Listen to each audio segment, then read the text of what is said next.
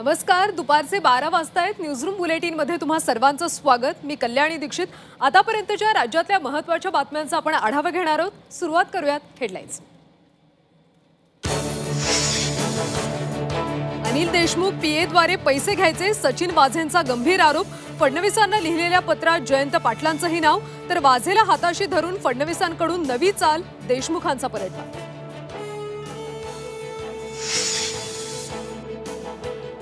फडणवीसांनी रेशीम बागेतल्या संघ कार्यालयात दाखल, संघाच्या वरिष्ठ पदाधिकाऱ्यांची घेतली भेट.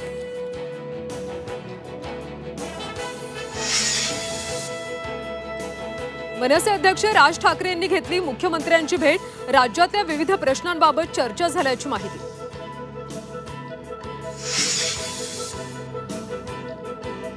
महामार्गावर पडलेल्या खड्ड्यांबाबत काँग्रेस आक्रमक. कोल्हापूर आणि सातारा पुण्यात टोल नाक्यावर आंदोलन. रस्ते चांगले नाहीत तर टोल का द्यायचा, काँग्रेसचा सवाल.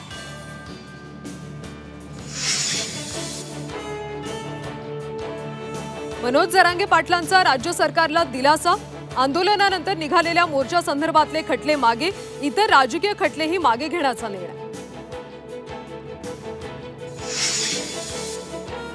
आणि पॅरिस ऑलिम्पिकमध्ये मनू भाकरला हॅट्रिकची संधी. 25 मीटर पिस्तूल स्पर्धेचा आज अंतिम सामना. बॅडमिंटनमध्ये लक्ष्य सेनची सेमीफायनलमध्ये धडक.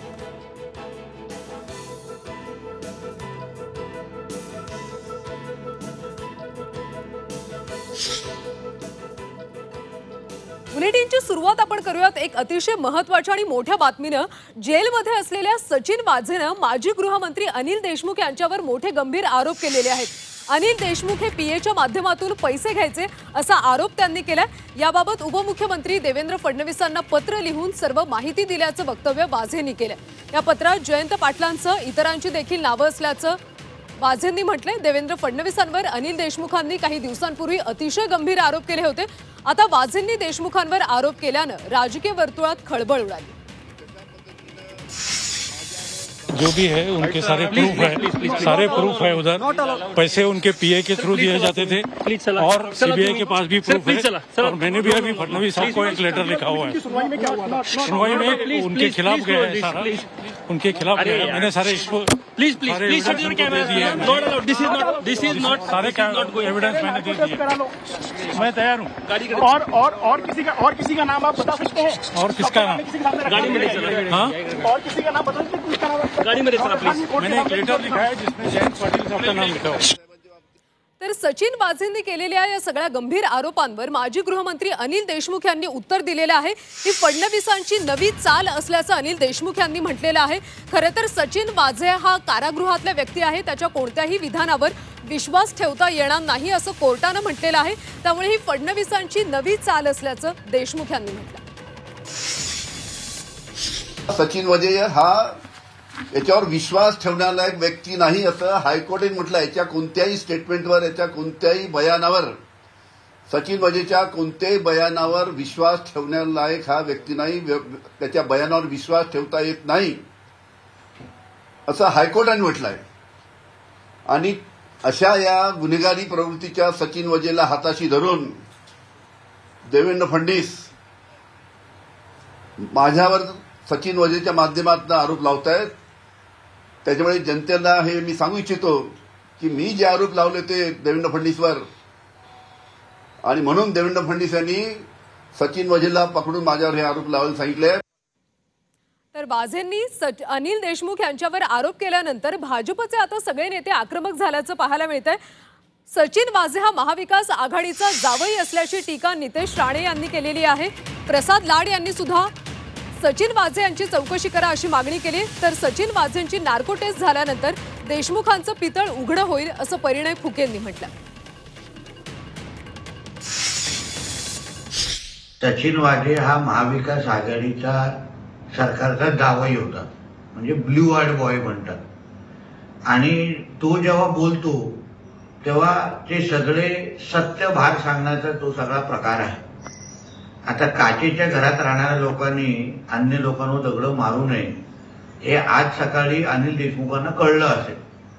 ज्या अर्थी आमच्या फडणवीस साहेबांवर काही दिवसा अगोदर मोठे पेन ड्राईव्ह हलवत आरोप करत होते, आता जरा सकाळी जे सचिन वाजेंनी सत्य सांगितलंय त्याहीबद्दल जरा एक पेन ड्राईव्ह दाखवा आम्हाला. आज जो सचिन वाजेंनी आरोप केलाय त्या आरोपाची चौकशी झाली पाहिजे. पुन्हा एकदा न्यायालयाला विनंती करून SIT नेमून सचिन वाजेची पुन्हा एकदा चौकशी केली गेली पाहिजे. त्याचं सत्यता इन कॅमेरा रेकॉर्ड केली पाहिजे आणि यामध्ये वेळ प्रसंगी अनिल देशमुखांचा बेल कॅन्सल करून अनिल देशमुखांनी ज्या पद्धतीमध्ये परसेप्शन क्रिएट करून माननीय देवेंद्रजींवरती आरोप करण्याचा प्रयत्न केला त्यांची देखील चौकशी झाली पाहिजे. ज्यावेळेस वजे म्हणून राहिले की माझी नार्को टेस्ट करा, त्यावेळेस नार्को टेस्ट जर खरं जर अनिल देशमुखांना हे शाश्वत आहे की त्यांनी काहीच केलं नाही तर ते भिवून कशाला राहिलेत. आणि जर त्यांना जर असं वाटत असणार की वजेची नार्को टेस्ट, वजेनी काही स्टेटमेंट नाही दिलं, वजेनी नार्को टेस्ट करण्याची मागणी केली त्याची स्वतःची, आणि त्याच्या स्वतःच्या नार्को टेस्टमध्ये काय खरं काय खोटं, म्हणजे वजेंची नार्को टेस्ट झाल्यावर दूध का दूध आणि पाणी का पाणी होऊन जाणार. आणि अनिल देशमुख जे मागील आठवड्याभरापासून जे फडणवीस साहेबांना या सगळ्या याच्यात फसवण्याचा प्रयत्न करतात आहे त्यांचं पितळ कुठेतरी उघड होणार.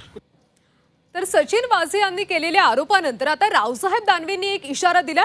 अजून अनेक लेटर बॉम्ब आमच्याकडे आहेत आणि वेळ पडल्यावर ते सगळे लेटर बॉम्ब आम्ही बाहेर काढू असा इशारा रावसाहेब दानवे यांनी दिला. देशमुख यांच्यावर ईडीची कारवाई होऊन पैसे सापडले नाहीत तर ते पैसे पुढे कुठे गेले याचा शोध घेतला पाहिजे. या पैशांचा करता धरता कोण आहे याचा शोध घ्या. सगळ्या महाराष्ट्राला कोण करता धरता आहे हे माहिती आहे असं म्हणत नाव न घेता रावसाहेब दानवेंनी पवारांना टोला लगावला. या पैशाचा करता धरता या राज्यातल्या सगळ्या जनतेला माहिती आहे. हा पैसा अनिल देशमुखाजवळ नाही, त्यांच्या घराची झडती झाली तरी तो पैसा त्यांच्याजवळ सापडला नाही. याचा अर्थ पैसा आला, घेतला आणि दिला अशा प्रकारचा त्याचा अर्थ होऊ शकतो. पण तो आला कुठून, कोणाकडून जमा केला, दिला कोणाजवळ त्यांचं नाव आलं, पण गेला कोणाजवळ हे नाव अजूनही गुलदस्त्यात आहे. मला असं वाटतं की अजून हा विषय संपलेला नाही, याला बऱ्याच वाटा फुटणार आहे आणि त्या वाटा कोणत्या दिशेनं जाणार आहे हे लवकरच आपल्या लक्षात येईल. हा तर केवळ एक बॉम्ब आहे, याच्यापेक्षा अजूनही काही लेटर बॉम्ब आमच्याजवळ पडून आहेत. तर या सगळ्या प्रकरणावर गिरीश महाजन यांनी सुद्धा आता वक्तव्य केलेलं आहे. या सगळ्या प्रकरणी त्यांनी अनिल देशमुखांवर टीका केली. आपल्यावरचे आरोप फेटाळून अनिल देशमुख स्वतःला वाचवण्याचा प्रयत्न करतात आणि म्हणून ते फडणवीसांवर आरोप करत असल्याचं यावेळी गिरीश महाजन यांनी म्हटलं. या प्रकरणात जयंत पाटलांचं नाव घेतलं असेल तर त्याचीही चौकशी करण्याची मागणी त्यांनी केली. तर फडणवीसांचं नाव घेणारे जेलमधले 10 लोक उभे करू असा दावा संजय राऊतांनी केला.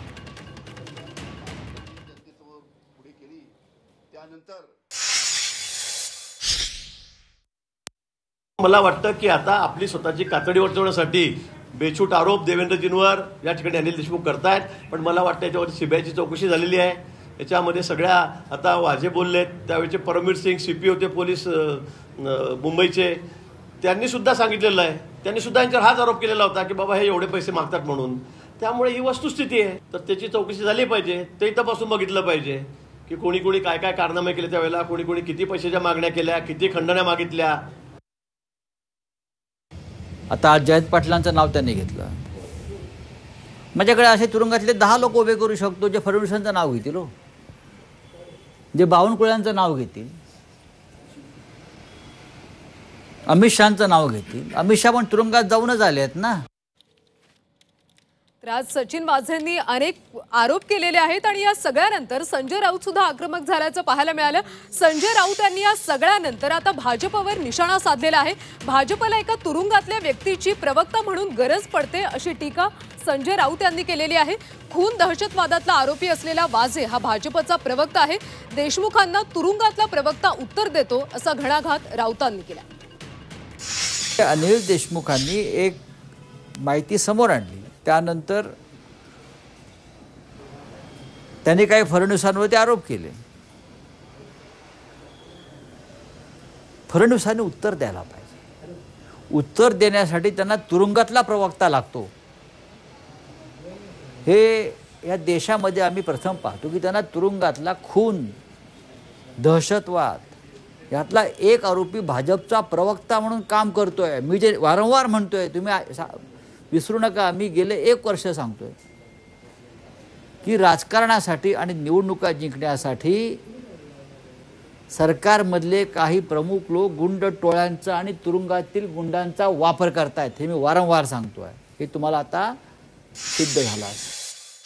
जनतेचे विनम्रपणे आभार मानते की ज्या पक्षाला वाटत होतं 400 पार होतील, त्या 400 पारला 240 वर आणलंय. तेवढंच नाही, अनेक सीट अनेक राज्यांमध्ये आहेत जिथे प्रश्नचिन्ह आहेत की नक्की या सीट निवडून आले काय. आणि मी डेटा वाईज बोलते, मी आरोप कुणावरही करत नाहीये. तर अशी ही दबदबत्या आवाजामध्ये दिल्लीमध्ये मीडियामध्ये खूप लोकांमध्ये चर्चा आहे. त्याच्यामुळे हा मॅन्डेट त्यांना मिळालेला नाही. तरी ठीक आहे, आज सत्तेमध्ये आहेत ते आणि त्या मॅन्डेटचा आपण मान्य केलं पाहिजे. आज केंद्रात त्यांची सरकार आहे, राज्यात त्यांचं सरकार आहे. पण हे दुर्दैव आहे की बेरोजगारी, महागाई आणि भ्रष्टाचार याच्या बाबतीत केंद्र आणि महाराष्ट्र सरकारकडे काहीही उत्तर नाही. काही संविधानासंदर्भामध्ये 400 पारच्या नारानंतर संविधान बदलणार असं सांगितलं होतं. मात्र आता IITच्या कॉलेजमध्ये संविधानाचं मंदिर आहे ते उभारलं जाणार आहे. तर या गोष्टी आता हे सगळं त्यांना माहिती, तुम्हाला सगळ्यांनाच माहिती आहे की संविधान बदलण्याचा हा आरोप हा आम्ही नाही केलेला. त्यांचे खासदार, असा कोणी बोलत नव्हता छोटा मोठा की आपला कॅज्युअली चुकून बोलला, बिचारा बोलला, असं नाही. भारतीय जनता पक्षाचे 2 खासदार तुमच्या चॅनलवर पार्लमेंटमध्ये आम्ही सगळ्यांनी ऐकलंय, बघितलेलं आहे. त्याच्यामुळे संविधान बदलायची भाषा ही आमची नव्हती, कधी असणारही नाही. ही संविधान बदलायची भाषा ही फक्त आणि फक्त भारतीय जनता पक्ष आणि त्यांच्या मित्र पक्षांनाच मान्य आहे, या देशाला आणि आम्हाला मान्य नाही. ताई, पण आता पुन्हा एकदा भारतीय जनता पक्ष आता संविधान जागर यात्रा काढणार आहे. पंतप्रधान नरेंद्र मोदी हे संविधानाचे पाय पडताना आता पाहायला मिळतात. ठीक आहे, आता त्यांना कळलेलं आहे की ह्या देशामध्ये संविधान बदललं किंवा बदलण्याचा प्रयत्न केला तर ह्या देशाला ते मान्य नाही, आम्हालाही मान्य नाही. कारण का आपण जरी एका राजकीय पक्षात काम करत असलो तरी हा देश कुणाच्या मर्जीनी चालत नाही, तो या देश फक्त आणि फक्त संविधानानेच चालतो. तर सुप्रिया सुळे माध्यमांशी बोलत होत्या. सचिन वाझेने जे काही आरोप केले ते प्लॅनिंगने केले गेलेत अशी टीका यावेळी सुप्रिया सुळेंनी केली. देशामध्ये महत्त्वाचे विषय असताना सरकार त्याकडे दुर्लक्ष करतंय असं देखील त्यांनी म्हटलंय. आता आपण बोलूयात पुढच्या बातमीकडे. राज ठाकरे यांनी आज मुख्यमंत्री एकनाथ शिंदे यांची वर्षा या निवासस्थानी भेट घेतली. दोघांमध्ये महत्त्वाच्या विषयांवर चर्चा झाल्याची माहिती मिळते. वरळीतले अनेक सामान्यांचे प्रश्न सोबतच आगामी निवडणुकीच्या संदर्भात चर्चा झाल्याची माहिती मिळते. यावेळी मुंबईतले BDD चाळ पुनर्विकास, पोलीस वसाहतींचा पुनर्विकास, घरांची उपलब्धता यासह विविध विषयांवर ही बैठक आयोजित करण्यात आली होती. यावेळी राज्य प्रशासनातले वरिष्ठ अधिकारी देखील उपस्थित होते.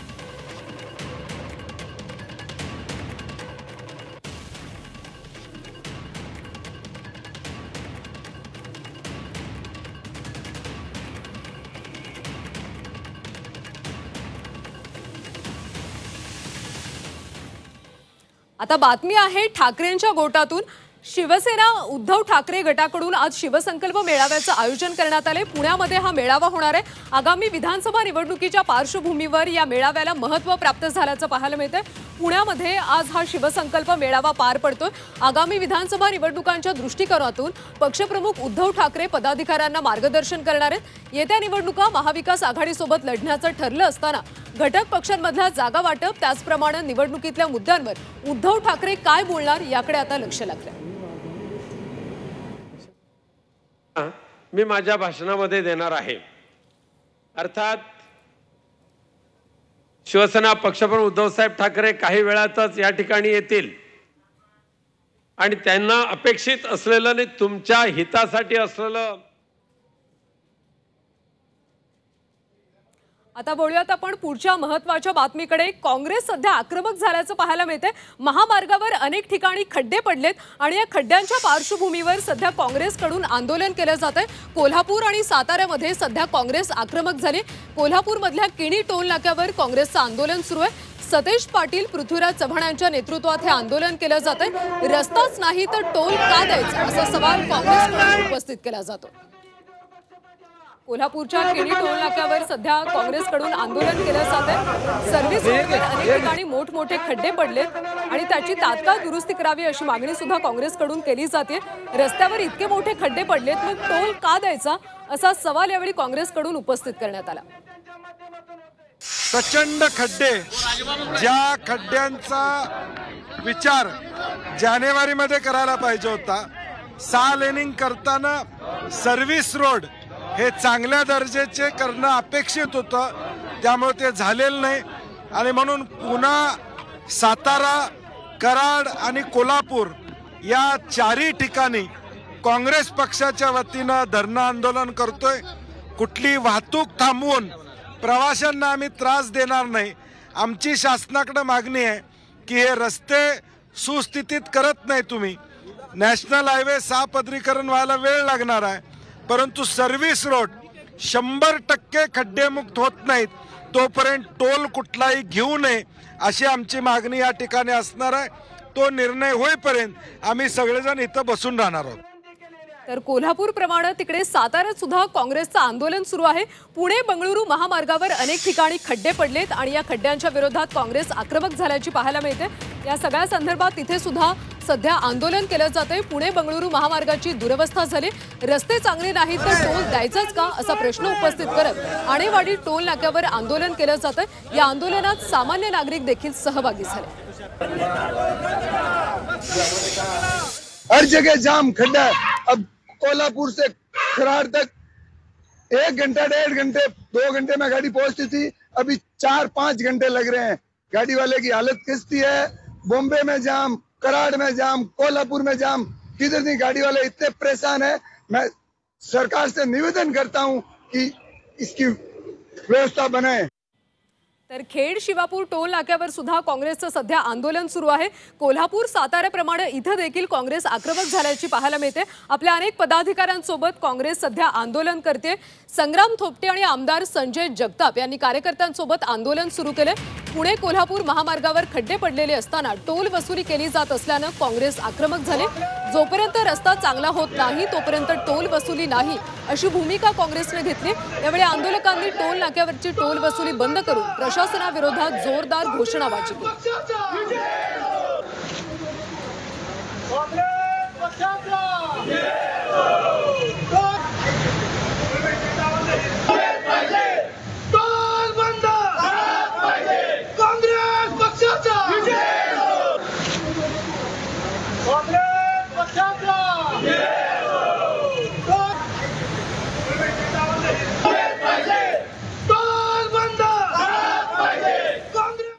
पाहूयात पुढची ब्रेकिंग न्यूज. हिरामण खोसकर हे आता छगन भुजबळ यांच्या भेटीसाठी दाखल झालेले आहेत.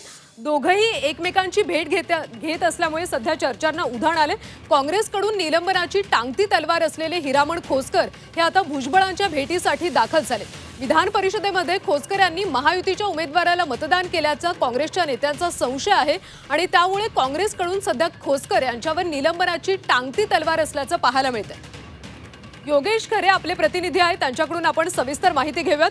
योगेश, खरं तर हिरामण खोसकर यांच्यावर निलंबनाची टांगती तलवार आहे आणि या पार्श्वभूमीवर ते छगन भुजबळांची भेट घेत आहेत. भेटीमध्ये नेमकी कशा पद्धतीची चर्चा झाली? खरं तर अजून बैठक सुरू आहे. हिरामण खोसकर हे काँग्रेसचे आमदार आहेत, इगतपुरीचे आमदार आहेत आणि छगन भुजबळ हे ज्येष्ठ नेते आहेत. त्यामुळे त्यांचं मार्गदर्शन घेण्यासाठी मी तिथे आलो होतो असा त्यांनी दावा केलेला आहे. मात्र एकूणच खोसकर हे सर्वच पक्षांमध्ये सध्या सक्रिय झाले. सर्वच पक्षांच्या नेत्यांना ते भेटताना या ठिकाणी दिसत आहेत. त्यामुळे एकूणच काँग्रेसमधून त्यांच्यावर निलंबनाची टांगती तलवार असताना ते आता काय भूमिका घेतात याकडे सर्वांचं लक्ष लागलंय. वेगवेगळ्या पक्षांच्या ते भेटीगाठी करताना आपल्याला सातत्यानं दिसत आहे. विशेषतः एकनाथ शिंदे, दादा भुसे यांच्या सुद्धा त्यांनी गेल्या काळामध्ये भेटी घेतल्या आहेत. त्यामुळे खोसकरांच्या नवीन चालीकडे आता सर्वांचं लक्ष येणाऱ्या विधानसभा निवडणुकीच्या पार्श्वभूमीवर ते काय करतात याबाबत काँग्रेस सुद्धा त्यांच्या बाबतीमध्ये सजग आहे. धन्यवाद योगेश या सगळ्या सविस्तर माहितीबद्दल. तर हिरामण खोसकर आणि भुजबळ हे भेटीसाठी दाखल झालेले आहेत, त्यामुळे नेमकी कशा पद्धतीची चर्चा झाली हे पाहणं सुद्धा आता महत्त्वाचं ठरणार आहे.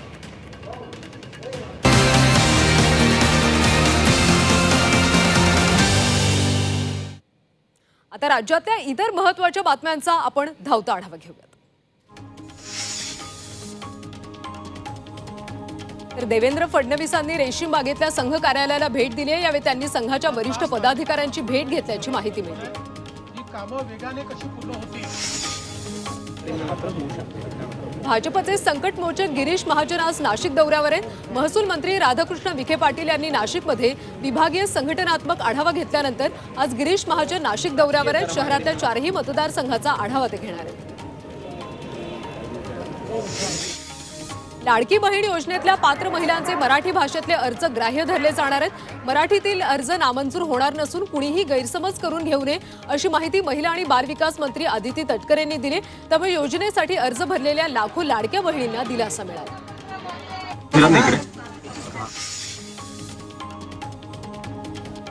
पुण्यात उद्धव ठाकरेंनी उल्हास बापट आणि असीम सरोदेंची भेट घेतली। त्यावेळी दोन्ही कायदेतज्ञांचा सत्कार करून शिवसेना फुटीनंतर निर्माण झालेल्या परिस्थितीवर उद्धव ठाकरेंनी चर्चा केली। पक्षफुटीनंतर पक्षाचं नाव आणि चिन्ह आणि आमदार अपात्रतेच्या बाबतीत उद्धव ठाकरे यांच्या विरोधात निकाल गेलाय। सध्या सुप्रीम कोर्टात निकालाची पुन्हा एकदा प्रतीक्षा आहे। या पार्श्वभूमीवर ही भेट महत्त्वाची मानली जाते।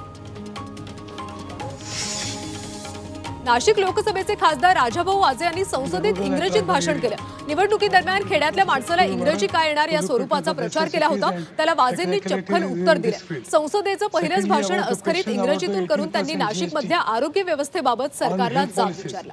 This GST should be abolished as early as possible.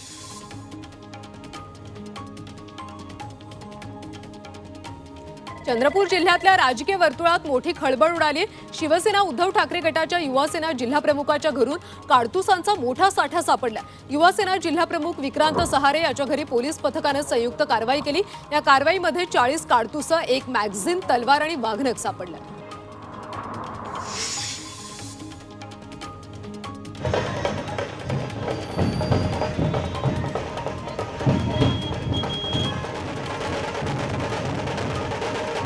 पुण्यातल्या ठाकरे गटाच्या शिवसंकल्प मेळाव्याला अली संकल्प मेळावा असं नाव द्या, ते सोयीचं ठरेल असा हल्लाबोल आमदार नितेश राणे यांनी केलाय।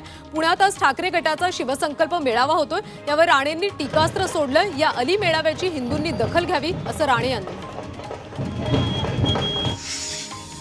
काही दिवस विश्रांती घेतल्यानंतर राज्यात पावसाचा जोर पुन्हा वाढणार आहे। मुंबईला आज येलो तर पुण्याला रेड अलर्ट देण्यात आला, तर पुण्यासह साताऱ्यात देखील पावसाचा रेड अलर्ट जारी करण्यात आला। कोकणात देखील मुसळधार पावसाची शक्यता आहे। रायगड, रत्नागिरी, सिंधुदुर्गमध्ये ऑरेंज अलर्ट देण्यात आला।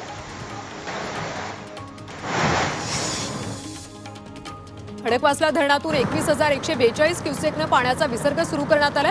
धरण क्षेत्रात पावसाचा जोर वाढलाय, त्यामुळे विसर्ग आणखी वाढण्याची शक्यता आहे। हवामान खात्याने 5 ऑगस्टपर्यंत ऑरेंज अलर्ट जारी केलाय, त्यामुळे मुठा नदीकाठच्या रहिवाशांना सतर्कतेचा इशारा देण्यात आला।